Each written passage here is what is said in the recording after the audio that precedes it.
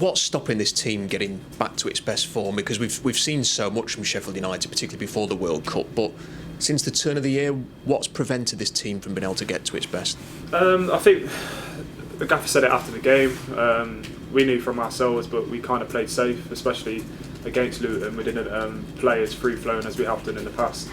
And I think it's getting back to how we were playing before this run, because we've been playing with freedom and expressing ourselves on a pitch, whereas I think recently we haven't, and we played a bit safe. And I think that's on us. It's no one else's fault, it's the players that are playing, and we know what we've got to get back to doing. What sort of pushes you to maybe sort of play a little bit safe? Is there any sort of mental tiredness, any pressure as we're getting now to a point in the season where things are decided? I think when it gets tough, I think we've just got to be mentally stronger, like you said.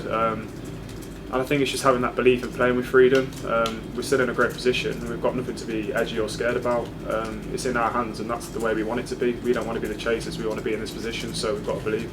Yeah, I was going to ask, is it harder sometimes to be the team that's being chased than the team that's doing the chasing? They've got the sights on you, you've kind of got to just focus on yourselves. Maybe that's sometimes a little bit harder to do. I think so when things don't go your way, but like you said, if Luton, they scored first, there's still large parts of the game remaining, so we've still got to have that belief. And I think when we all perform well, we beat anyone in this league, so we need to get back to that level of standard of play, and things will be fine, I'm sure they will be. Is it also sometimes difficult to avoid overreacting to times like this, because you've had a few difficult results, but you've also had some wins against Reading and Watford in this period, and really it's Middlesbrough that have sort of had the form that's caught you up, rather than maybe you falling back? Yeah, I think it's no secret they're on a really good run, but like I said, we don't have to stress about how they're doing, because we take care of our results, we'll be fine.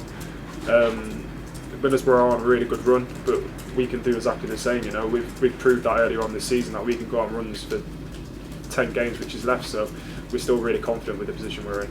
What do you expect from Sunderland? They had been on a difficult run, they've got a result in the bag now. Do you expect that their confidence is going to be raised going into this game? Yeah, watched them yesterday against Norwich. They're a young team, got some good individual players.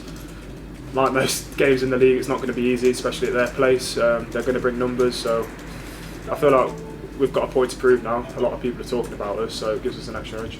Does that give you? Yeah, does that help? Do you feel like people doubting you might put a chip on your shoulder because everyone's saying, look at Middlesbrough, keep an eye on them? Can that motivate you a bit? Yeah, it feels that way. It's more fuel for the fire, I'd say, going into this last stretch. It gives us more of a reason, not like we need one, but we're all in it together, and we need to prove that to everyone watching.